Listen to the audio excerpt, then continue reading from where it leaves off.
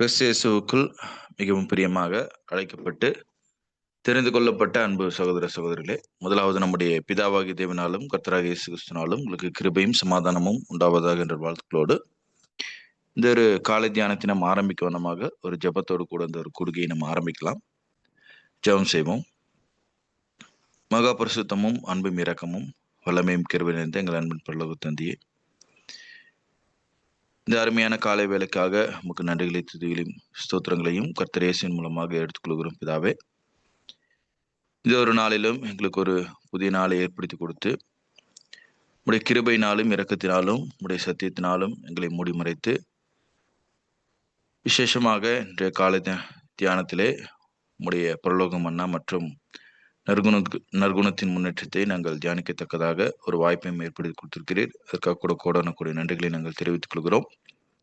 இன்றைக்கும் நாங்கள் தியானிக்கவிருக்கிற இந்த ஒரு பாடத்தை உடைய பரிசுத்தாவின் துணை கொண்டு எங்களுக்கு வழிநடத்தை தந்திரமா இந்த நேரத்தில் கெஞ்சி விடுகிறோம் பிதாவே. இன்றைய நாளிலும் நாங்கள் கற்றுக்கொள்கிற இந்த ஒரு காரியங்களை எங்களுடைய அனுதின வாழ்க்கையிலே நாங்கள் பிரயோஜனப்படுத்திக் கொள்ளவும், உம்முடைய சித்தத்தின்படி நாங்கள் அவைகளை செய்து முடிக்கவும் நித்தாமை கிருபை பாட்டிலும் தேவனே. இந்த ஒரு கூடுகையிலே கலந்து கொண்டிருக்கிற ஒவ்வொரு அன்பு சகோதர சகோதரர்களையும் உடைய கருத்தில் ஒப்படைக்கிறோம். ஒவ்வொருவருக்கும் தேவையான ஞானத்தையும் பரிசுத்தாவியும் பலனையும் நித்தாமை பரத்திலிருந்து வழங்கி நாங்களும் உம்முடைய நேசுக்குமாரனுடைய அடிச்சுவடுகளை நாங்கள் பின்பற்றி நடந்து உமக்கு மகிமையாக இந்த ஒரு நாளை நாங்கள் கழிக்க கிருபை பாட்டிலும் தேவனே. இந்த எல்லா விண்ணப்பங்களையும் உம்முடைய நேசுக்குமாரனும் எங்களது அருமை ரட்சகருமாகிய கர்த்தர் இயேசுவின் மூலமாக கெஞ்சி வேண்டிக் கொள்கிறோம் எங்கள் ஜீவனுள்ள நல்ல பிதாவே, ஆமென். கிறிஸ்துவுக்குள் மிகவும் அன்பான சகோதர சகோதரிகளே, இன்றைய நாளுக்குரிய பரலோக மன்னாவை நம்ம வாசிக்க கேட்கலாம். James 2nd chapter 18th verse. யாக்கோபு 2ஆம் அதிகாரம் 18ஆம் வசனம். நான் என் விசுவாசத்தை என் கிரியைகளினாலே உனக்கு காண்பிப்பேன். நமக்கு ஒரு முக்கியமான ஒரு பாடத்தை இன்றைய நாளுக்குரிய ஒரு தியானத்திற்கு நமக்கு கொடுத்திருக்கிறார். இதற்குரிய விளக்கம், இக்காலத்தில் உள்ள தேவனுடைய ஜனங்கள் தங்கள் கிரியைகளின்படி நியாயந்தீர்க்கப்படாதவர்களாய் தங்கள் விசுவாசத்தினாலேயே நியாயந்தீர்க்கப்படுகிறவர்களாய் இருக்கிறார்கள் என்றாலும் கிரியைகளும் தேவைப்படும். நமது கிரியைகளினாலே நமது விசுவாசத்தை நிரூபித்து காட்டுகிறோம். குறைவுள்ள கிரியைகள், அவர் மேலுள்ள நமது நோக்கங்கள், நமது விருப்பங்களின் பயபக்தியை காட்டக்கூடியதாய் இருப்பதால் தேவனுக்கு நன்றி கூறுகிறோம்.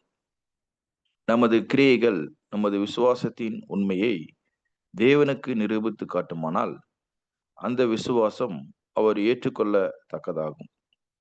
நாம் பூரணராக எண்ணப்பட்டு ராஜ்யத்திலும் தம்மை நேசிக்கிறவர்களுக்கு வார்த்தையினால் மாத்திரமல்ல கிரியையினாலும் தங்கள் ஜீவியத்தின் கிரியைகளில் நிரூபித்து காட்ட வெளிக்காட்ட போராடுகிறவர்களுக்கு தேவன் வைத்திருக்கும் மேன்மையும் அருமையுமான எல்லாவற்றிலும் பங்களிக்கப்படுகிறது. Reprint number 3317. கிறிஸ்துவுக்கு அன்பான சகோதர சகோதரர்களே, இந்த நாளுக்குரிய இந்த ஒரு தியானம், ஹூ ஆர் ரியல் கிறிஸ்டியன்ஸ், யார் உண்மையான கிறிஸ்தவன் அப்படிங்கிற ஒரு ஆர்டிக்கிள் இருந்து எடுக்கப்பட்டிருக்கு. கண்டிப்பாக இங்க யாக்கோபு சொல்லும்போது 2 விஷயத்தை பத்தி அங்க பேசுறாரு. ஒண்ணு விசுவாசம், 2வது கிரியை. இப்ப இந்த ஒரு சுவிசேஷ யுகத்துல தேவனால் அழைக்கப்பட்ட ஒவ்வொருவருக்குமே தேவன் எதிர்பார்க்கிறது என்ன அப்படின்னு சொல்லி பார்க்கும்போது நமக்கு தெரிஞ்ச ஒரு வசனம் தான். இந்த ஒரு காலப்பகுதிக்கு நமக்கு கொடுக்கப்படுகிற ஒரு ஆலோசனை என்னன்னா,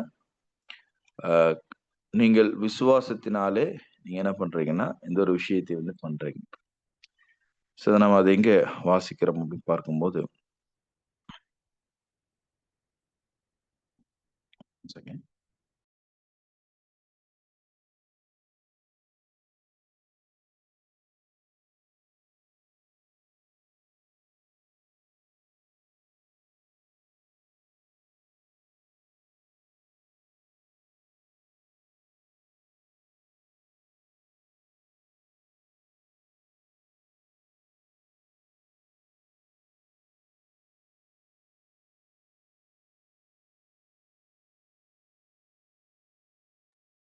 வண்ணங்களுக்கு மன்னிக்கவும். ஸோ 2 கொரிந்தியர் 5ஆம் அதிகாரம் 7ஆம் வசனத்துல, தரிசித்து நடவாமல் நீங்கள் விசுவாசித்து நடக்கிறோம் அப்படிங்கிற ஒரு வார்த்தையை நம்ம பார்க்கிறோம். அப்போ இந்த இடத்துல 2 காரியங்கள் இருக்கு. இந்த ஒரு சுவிசேஷ யுகத்துல தேவனால அழைக்கப்பட்டவர்களுக்கு கிரியைகள் அப்படிங்கிறது வந்து செகண்டரி. முதலாவது அவர்கள் என்ன பண்ணணும்னா, விசுவாசம் வைக்க வேண்டியவர்களாக இருக்கிறோம் அப்படிங்கிறத நம்ம பார்க்கணும். ஸோ அதனால தான் இந்த ஒரு மன்னாவினுடைய வார்த்தைகளை நம்ம வாசிக்கிறோம். இக்காலத்தில் உள்ள தேவனுடைய ஜனங்கள் தங்கள் கிரியைகளின்படி நியாயந்தீர்க்கப்படாதவர்களாய், தங்கள் விசுவாசத்தினாலேயே நியாயந்தீர்க்கப்படுகிறவர்களாய் இருக்கிறார்கள். அது வந்து முதலாவது ஒரு அர்த்தமா இருக்கு. இப்ப வெறுமனே அந்த விசுவாசம் மட்டும் போதுமா அப்படிங்கிறது வந்து 2வது ஒரு கேள்வி. அந்த 2வது கேள்வியில நம்ம என்ன பார்க்கிறோம்னா, ஸோ விசுவாசம் வைத்தால் மட்டும் போதாது. ஏன்னா, நம்ம இன்னொரு வார்த்தை கூட வாசிக்கிறோம். என்னன்னா, ஈவன் பிசாசுக்களும் கூட தேவன் உண்டென்று அவர்கள் விசுவாசிக்கிறார்கள். அப்ப இந்த இடத்துல விசுவாசம் அப்படிங்கிறது ரொம்ப ரொம்ப இம்பார்ட்டன்ட். அது இம்பார்ட்டன்ட்டா இருந்தாலும், ஸோ நம்மை தேவன் நியாயந்தீர்ப்பது விசுவாசத்தின் அடிப்படையில இருந்தாலும், கிரியைகளும் கூட நமக்கு ரொம்ப ரொம்ப அவசியமானது. அது நம்ம வந்து விசுவாசம். கிரியைகள் இல்லாத விசுவாசம் செத்ததா இருக்கிறது. அப்ப இந்த 2 விஷயங்களையும் வந்து ரொம்ப ரொம்ப தெளிவா புரிந்து கொள்ள வேண்டியது அவசியமா இருக்கு. இப்போ முதலாவது நம்ம பார்த்தோம் விசுவாசம். 2வது கிரியைகள். ஸோ நமது கிரியைகளினாலே நமது விசுவாசத்தை நாம் நிரூபித்து காட்டுகிறோம். கண்டிப்பாக நான் விசுவாசம் வைத்திருக்கிறேன். இப்ப தேவனுடைய மகா மேன்மையும் அருமையுமான வாக்குத்தத்தங்கள் நமக்கு அநேக விதங்கள்ல கொடுக்கப்பட்டிருக்கு. அநேக வேத வசனங்கள் மூலமாக நமக்கு கொடுக்கப்பட்டிருக்கு.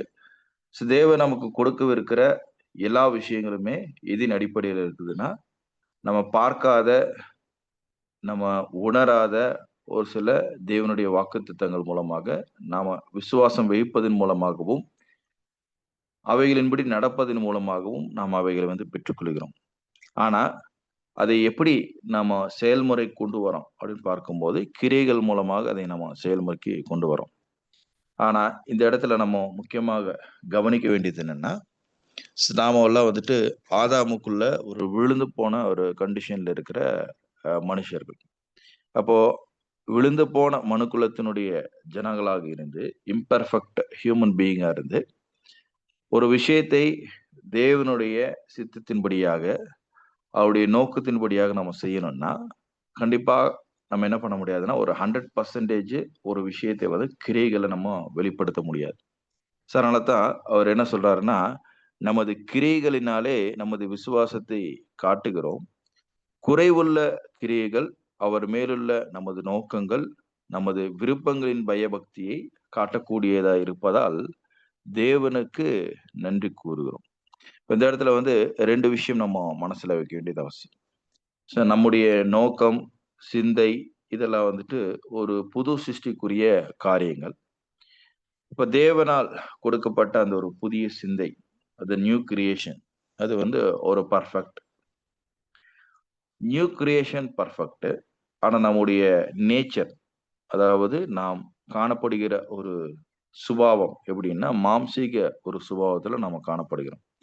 அப்ப அந்த ஒரு மாம்சீக சுபாவத்துல காணப்படுகிற நமக்கு, புதிய சிந்தை பூரணமாக இருப்பதினால, சிந்தையினுடைய காரியங்கள் ஒருவேளை அது பரிபூர்ணமா இருந்தாலும், நாம் செய்கிற கிரியைகள், அது வந்து குறைவுள்ள கிரியைகளாக அது காணப்படுது. ஸோ அதனால தான் இந்த ஒரு காரியத்தை நம்ம பார்க்கும்போது, இப்ப தேவன் நம்ம அபூரணர்களாக இருந்தாலும், ஸோ நம்முடைய விசுவாசத்தின் மூலமாக நாம் ஏறெடுக்கிற ஒவ்வொரு பலிகளையும் அவர் என்ன பண்றார்ன்னா, அங்கீகரிக்கிறார். அப்ப இந்த இடத்துல நாம கவனிக்க வேண்டியது என்னன்னா, விசுவாசத்த எந்த அளவுக்கு நாம காத்துக்கொள்கிறோம், எந்த அளவுக்கு அதிகமான ஒரு விசுவாசம் தேவன் மேலும், தேவனுடைய தெய்வீக திட்டத்தின் மேலும், அவருடைய வாக்குத்தத்தங்கள் மேலும் இருக்குது அப்படிங்கிறத நம்ம யோசனை பண்ண வேண்டியது ரொம்ப ரொம்ப அவசியம். ஸோ அப்படி நாம அதையே நாம தெளிவாக வைத்திருக்கும் பட்சத்துல, நம்முடைய கிரியைகள் ஒருவேளை குறைவுபட்டு காணப்பட்டாலும், அது தேவனுடைய பார்வையில ஏற்புடையதா இருக்கும் அப்படிங்கிறத நம்ம இங்க பார்க்கிறோம். ஸோ கமெண்ட்ரில வாசிக்கும்போது, அவர் என்ன சொல்றாருன்னா, ரீப்ரிண்ட் நம்பர் 5407ல It will be our faith in God and in the Lord Jesus that will bring us the victory. So நாம் தேவன் மேலும் கர்த்தர் மேலும் வைத்திருக்கிற விசுவாசம் நமக்கு ஜெயத்தை கொண்டு வருது. But the victory will be accounted only to those who shall do the best of their ability. So யாரெல்லாம் அவங்களுடைய எபிலிட்டின்னு சொல்லும் போது அவங்களுடைய கெப்பாசிட்டி, ஸோ எந்த அளவுக்கு அவங்களுடைய கெப்பாசிட்டி அவங்க பயன்படுத்துகிறாங்களோ, ஸோ அதன் அடிப்படையில் அவங்களுடைய ஜெயமானது அது நமக்கு கன்சிடர் பண்ணப்படுது. Work out the salvation with fear and trembling. So நம்முடைய அழைப்பையும் தெரிந்து கொள்ளுதலையும் பயத்தோடும் நடுக்கத்தோடும் நாம் எந்த அளவுக்கு முயற்சி செய்து தேவனுக்கு நம்ம அர்ப்பணிக்கிறோமோ அதன் அடிப்படையில் அது என்ன பண்ணப்படுதுன்னா அது வந்து ஏற்றுக்கொள்ளப்படுது அப்படிங்கிறத நம்ம பார்க்கிறோம். அப்போ இன்னொரு வார்த்தை கூட பயன்படுத்துறார், a living faith shows itself by work. So நம்முடைய விசுவாசமானது உயிருள்ள ஜீவனுள்ள ஒரு விசுவாசமா இருக்கணும். ஒருவேளை நான் விசுவாசிக்கிறேன் அப்படின்னு சொல்லிட்டு அப்படியே விட்டுட்டேன்னா அந்த ஒரு விசுவாசம் என்ன ஆயிருன்னா கிரைகள் இல்லாத விசுவாசம் செத்ததாயிரும். அப்ப நம்முடைய நோக்கம் பரிபூர்ணமா இருக்கணும். நோக்கம் பரிபூர்ணமா இருந்து அதை நம்ம கிரைகளை காண்பிக்கும் போது அபூர்ணத்தன்மையின் காரணமாக நம்ம என்ன பண்றோம்னா கிரைகள்ல அது நடப்பிக்க கூடாமல் போகலாம், ஒருவேளை விழுந்து போகலாம். அந்த இடத்துல தேவன் எதை பார்க்கிறார்னா நாம ஏறெடுத்த கிரைகளை பார்க்கறதுல நம்முடைய நோக்கத்தை வந்து பார்க்கிறார். அப்ப நோக்கம் பர்ஃபெக்டா இருந்தா, ஸோ தேவனுடைய சித்தத்தின்படியாக நம்ம விருப்பப்பட்டு நம்முடைய கிரைகளை நடப்பிக்கும் போது அந்த இடத்துல தேவன் நம்முடைய விசுவாசத்தை பார்த்து அதற்கு உண்டான ஒரு ரிவார்டை வந்து அங்க கொடுக்குறாரு.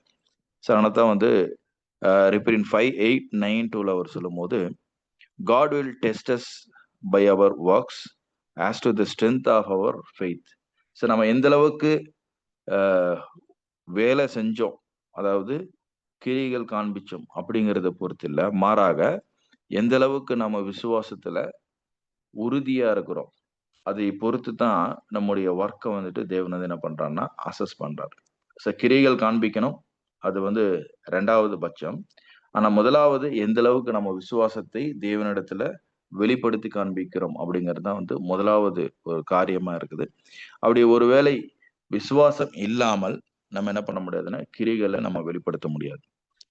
If we have all works and no faith, நம்ம எல்லா விஷயங்களும் செய்யறோம், எல்லா கிரிகளுமே பண்றோம், தேவனுக்கு நிறைய பலிகளை ஏறெடுக்கிறோம், ஆனா விசுவாசம் அங்க இல்லை அப்படின்னா வி ஷால் ஃபெயில், நம்ம வந்து தோற்று போயிடுவோம் அப்படிங்கிறது கூட நம்ம பார்க்கிறோம். அப்போ நம்ம தெளிவாக நம்ம பார்க்கறது என்னன்னா மன்னாவில் வாசிக்கும் போது நமது கிரியைகள் நமது விசுவாசத்தின் உண்மையை தேவனுக்கு நிரூபித்து காட்டுமானால் அந்த விசுவாசம் அவர் ஏற்றுக்கொள்ளத்தக்கதாகும். நாம் பூரணராக எண்ணப்பட்டு ராஜ்யத்திலும் தம்மை நேசிக்கிறவர்களுக்கு வார்த்தையினால் மாத்திரமல்ல கிரிகளினாலும் தங்கள் ஜீவியத்தின் கிரிகளில் நிரூபித்து காட்ட வெளிக்காட்ட போராடுகிறவர்களுக்கு தேவன் வைத்திருக்கும் மேன்மையும் அருமையுமான எல்லாவற்றிலும் பங்களிக்கப்படுகிறது. அப்ப இந்த 2 காரியங்கள் நம்ம தெளிவாக பார்க்க வேண்டியது அவசியமா இருக்கு. Faith and work. ஸோ விசுவாசம் மற்றும் கிரியை. ஸோ யாக்கோபு சொல்லும் போது நான் என் விசுவாசத்தை என் கிரியைகளினாலே உனக்கு காண்பிப்பேன். கண்டிப்பாக இந்த ஒரு விஷயம் நம்முடைய அனுதின வாழ்க்கையில அது வந்து காணப்படணும். விசுவாசம் அப்படிங்கிறது ஒரு காரியம், ஆனா அந்த ஒரு விசுவாசத்தை நாம பூர்ணமாக கிரியைகளை நாம வெளிப்படுத்த முடியுமானா பூர்ணமாக வெளிப்படுத்த முடியாது. ஏன்னா நம்ம இம்பர்ஃபெக்டா இருக்கிறோம். ஆனா தேவன் நம்மை எதன் அடிப்படையில நியாயந்திருக்கிறார் அப்படின்னு பார்க்கும்போது விசுவாசத்தின் அடிப்படையில நியாயந்திருக்கிறார். ஸோ எந்த அளவுக்கு நாம தேவன் மேலையும் தேவனுடைய வாக்குத்தத்தங்கள் மேலையும் விசுவாசம் வைத்திருக்கிறோமோ அந்த அளவுக்கு நம்ம என்ன பண்ணணும்னா கிரிகள் அதை நம்ம வெளிப்படுத்துவதற்கு முயற்சி செய்யணும். அந்த எந்த அளவுக்கு நம்ம அந்த ஒரு விஷயங்களை வெளிப்படுத்த முயற்சி செய்கிறோமோ அதன் அடிப்படையில தேவன் நமக்கு ஒரு ரிவார்டு வந்து அங்க வச்சிருக்கிறார் அப்படிங்கிறத நம்ம பார்க்கிறோம். ஸோ அதனால நாம தேவனுக்கு நன்றி கூறுகிறவர்களாக காணப்படுகிறோம். ஸோ இந்த ஒரு விஷயத்தை இன்றைய நாளிலும் ஒரு மன்னாவிலே நம்ம வாசித்து அதன் மூலமாக நம்ம அநேக விஷயங்களை கற்றுக்கொண்டோம். ஸோ இதற்காக பிதாவாகிய தேவனுக்கு நாம் நன்றிகளையும் துதிகளையும் எடுத்துக்கொள்ளலாம். 2வது பாகத்துக்குலாம் நம்ம கடந்து போகலாம். 2வது பாகம் ஈவில் ஸ்பீக்கிங் அப்படிங்கிற ஒரு தலைப்பின் கீழாக நம்ம அநேக கேள்விகளை நம்ம பார்த்து கொண்டு வருகிறோம். ஸோ இந்த ஒரு கேள்வி நம்பர் 22வது கேள்வியில is an uncomplimentary remark evil speaking. So தமிழ்ல பார்க்கும்போது மனதை புண்படுத்தும் பேச்சுக்கள் தூஷணங்களாக குறிப்பிடப்படுமா அப்படிங்கிறது வந்து நமக்கு உண்டான ஒரு கேள்வியா இருக்குது. ஸோ அன்காம்ப்ளிமெண்டரி அப்படிங்கிறது நம்ம ஃபர்ஸ்ட் புரிந்து கொள்ள வேண்டியது அவசியம்.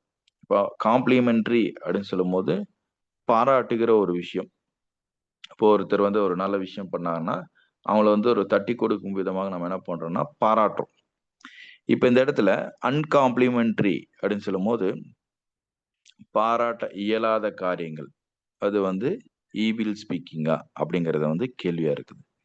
ஸோ அது வந்து பாராட்ட இது பக்கத்துல அந்த ஒரு விஷயத்தை வந்து நமக்கு தெளிவா எக்ஸ்பிளைன் பண்றாரு. ஸோ தமிழ்ல பார்க்கும்போது 6th வால்யூம்ல 537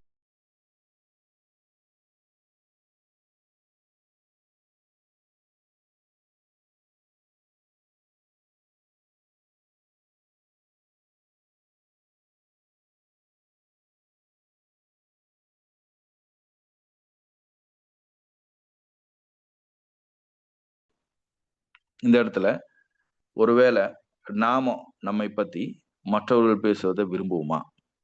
கண்டிப்பா நம்ம என்ன பண்ண மாட்டோம், விரும்ப மாட்டோம். அப்ப அவதூறு பேசுவதற்கு மற்றவர்களுக்கு நாம் இடம் கொடுக்காதபடிக்கு எந்த அளவுக்கு நம்ம கேர்ஃபுல்லா இருக்கிறோமோ, அதே போல நாம் மற்றவர்களை குறித்து அவதூறு பேசுவதற்கு நம்ம என்ன பண்ணக்கூடாது, விரும்பக்கூடாது. ஸோ யார்தான் வீண் பேச்சு பேசுவான்? யார்தான் தன்னுடைய விஷயங்கள், பலவீனங்கள் பொதுவாகவோ அல்லது ரகசியமாகவோ பேசப்படுவதை விரும்புவான்? உலகத்தாருக்கு வீண் பேச்சு பேசுவதும், அவதூறு பேசுவதும் தவிர, பேசுவதற்கு வேறொன்றும் கிடையாது. ரொம்ப தெளிவா நமக்கு சொல்றாரு. ஸோ உலகத்துல ஒருவேளை இந்த ஒரு காசிப் அப்படிங்கிறதும் சரி, ஈவில் ஸ்பீக்கிங்கும் சரி, ரொம்ப ரொம்ப பிரபலமானது. இப்ப நீங்க எந்த ஒரு இடத்துல நீங்க பார்த்துக்கிட்டீங்கனாலும், இந்த ஒரு விஷயம் வந்து நம்ம பார்க்கலாம். ஒருவேளை வந்து நீங்க நம்ம உலகத்துல நம்ம போன உடனே, ஒருவேளை நம்ம ஆஃபீஸ்ல போனாலும் சரி, இல்ல வேற எங்கேயாவது ஸ்கூல், காலேஜஸ்ல போனாலும் சரி, ஸோ மொபைல்ல யூடியூபா இருக்கட்டும், எங்க நீங்க பார்த்தாலும் மத்தவங்கள பத்தி பேசுறது ரொம்ப பிரபலம். நம்ம வாசிக்கிற நியூஸா இருக்கட்டும், எல்லா இடத்துலயும் வந்து மத்தவங்கள பத்தி அதிகமா பேசுவாங்க. தங்கள பத்தி அதிகமா சொல்லவே மாட்டாங்க. அதான் உலகத்தாருக்கு வீண் பேச்சு பேசுவதும், அவதூறு பேசுவதும் தவிர வேறொன்றும் கிடையாது. ஆனால் புது சிருஷ்டி தேவதூதர்கள் பாடிய உன்னதத்தில் இருக்கிற தேவனுக்கு மகிமையும், பூமியிலே சமாதானமும், மனுஷர் மேல் பிரியமும் உண்டாவதாக என்ற பாடலின் கருத்தடங்கிய தேவனுடைய அன்பையும், திட்டத்தையும் அவர்கள் பெறும் வரை ஊமையாக இருப்பது நலமாயிருக்கும். இப்ப நம்மள வந்துட்டு ஊமையா இருக்க சொல்றாரு. ஊமைன்னா முழுவதுமாக தேவனுடைய தெய்வீக திட்டத்துல இருக்கிற காரியங்களை கற்றுக்கொள்ளுகிற வரைக்கும் ரொம்ப சைலண்டா இருக்கணும். ஸோ மத்தவங்க கிட்ட ஒருவேளை நம்ம அஸ்யூம் பண்றது.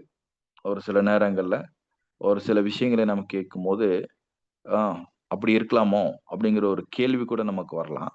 அந்த கேள்வி வருகிற விஷயங்கள கூட நம்ம என்ன பண்ணக்கூடாதுன்னா, மற்றவங்ககிட்ட போய் சொல்லக்கூடாது. அதனால வந்துட்டு, "நீங்க சைலன்ட்டா இருங்க" அப்படிங்கிற ஒரு ஆலோசனை நமக்கு குடுக்கப்படுது. அப்பொழுது அவருடைய வாயின் வார்த்தைகளும், இருதயத்தின் தியானங்களும் ஆண்டவருக்கு பிரியமானதா இருப்பது மட்டுமின்றி, அவர்கள் சந்திக்கிற ஜனங்களுக்கும் ஒரு ஆசீர்வாதமாக இருக்கும். இப்போ இவங்களுக்கும் பிரயோஜனமா இருக்கும். சைலன்ட்டா இருந்தா. அவங்கள பார்க்கிற நபர்களுக்கும் கூட அது வந்து ஒரு பிரயோஜனமா இருக்கும். ஏன்னா, இந்த இடத்துல இப்போ தேவ தூதர்கள நம்ம கருத்துல வைக்கும்போது, தேவ தூதர்கள் எப்பொழுதுமே தேவனுக்கு மகிமை செலுத்திட்டே இருப்பாங்க.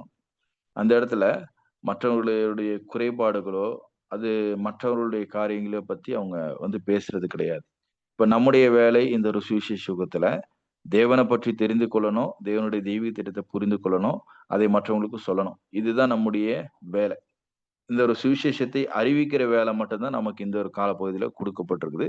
அதை மீறி நம்ம ஏதாவது ஒரு விஷயத்த வந்து சொல்லக்கூடாது அப்படிங்கிற ஒரு விஷயத்த சொல்லிட்டு, அப்போஸ்தலர் நாவை குறித்து பேசும்போது, நம்முடைய சரீரங்களில் சிறிய அவயவமாய் இருக்கிற இதற்கு அதிக வலிமை உண்டு என்கிறார். இப்போ நம்முடைய நாவுக்கு இருக்கிற முழு சரீரத்துல நாவு அப்படிங்கிறது ரொம்ப ரொம்ப சின்ன அங்கமா இருந்தாலும், அதிகமான வலிமை வந்து அதற்கு தான் இருக்குது. அது நம்ம யாக்கோபுல 3ஆம் அதிகாரத்துல நம்ம வாசிக்கிறோம். அது அழியாத அன்பான வார்த்தைகளையும் பரப்பலாம். அதன் மூலம் ஜீவிக்கிறவர்களுக்கும் ஆசீர்வாதமா இருக்கலாம். அவர்கள் மூலம் இன்றும் பிறக்காதவர்களையும் ஆசீர்வதிக்கலாம். இதுதான் நம்ம முன்னாடி பார்த்தோம். அதாவது தேவ அன்பான ஒரு வார்த்தை ஒருவேளை நம்ம பேசினோம்னா, ஒருவேளை சிக்கா இருக்கிறவங்க கூட அந்த அன்பான வார்த்தைகளை கேட்டுட்டு அவங்க என்ன ஆயிருவாங்கன்னா நல்லாயிருவாங்க. அதான் வந்து ஜீவிக்கிறவர்களுக்கும் ஆசீர்வாதமா இருக்கலாம். அவர்கள் மூலமாக இன்னும் பிறக்காதவர்களையும் ஆசீர்வதிக்கலாம். இன்னும் பிறக்கவே இல்ல. இப்ப நாம பேசுற வார்த்தையில அந்த நபருக்கு நமக்கு ஆப்போசிட்ல இருக்கிற நபருக்கு ஒரு நல்ல விஷயம் நடக்கும்.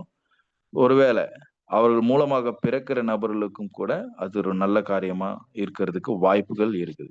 ஏன்னா, அந்த ஒரு விஷயம் வந்துட்டு ரொம்ப ரொம்ப கேர்ஃபுல்லா நம்ம பேச வேண்டியதா இருக்குது. ஏன்னா, நம்ம பேசுகிற ஒவ்வொரு வார்த்தையிலயுமே அது வந்து நன்மையா? தீமையா? நல்ல காரியங்களா? கெட்ட காரியங்களா? அப்படிங்கிற ஒரு முடிவுக்குள்ள வர வேண்டிய ஒரு விஷயமாக இங்க நமக்கு குடுக்குறார். அதனால தான் வந்து சாவுக்கேது இது சாவுக்கேதுவான விஷம் நிறைந்ததுமாய் இருக்கிறது. அந்த விஷம் நிறைந்த சிந்தனை விதைகளை பரப்பி சிலரின் வாழ்க்கையை கசப்பாக்கி விடலாம்.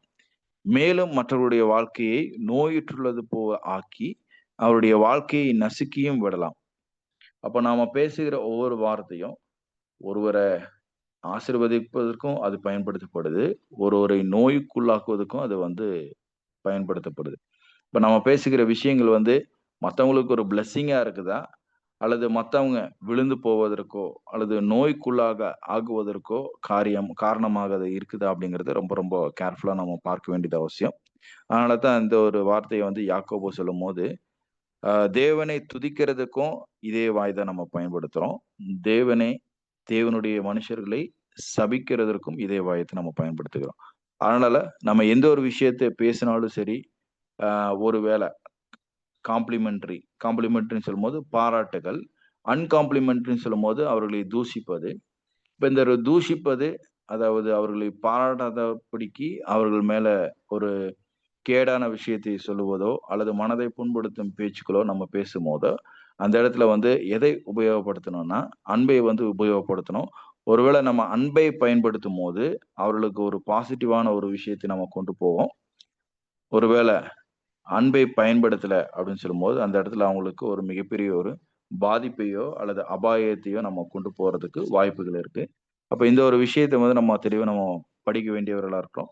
இந்த 2 விஷயங்களையும் நீங்க மீண்டுமாக அந்த ஒரு காரியங்கள் படிக்குமாறு அன்போடு கேட்டுக்கொள்கிறேன். இன்றைய நாளிலும் இந்த ஒரு காரியத்தை பிதாவாகிய தேவன் கொடுத்ததற்காக பிதாவாகிய தேவனுக்கு நாம் நன்றிகளையும், துதிகளையும் ஏற்றுக்கொள்வோம். இந்த ஒரு கூடுகையை நம்ம நிறைவுக்குள்ளாக்கும் வண்ணமாக இறுதியாக ஜெபத்தோடு கூட கூடுகையை முடிக்கலாம். பிரதர் கண்ணன் ஜெபம் செய்ய முடியுமா? பண்றேங்க.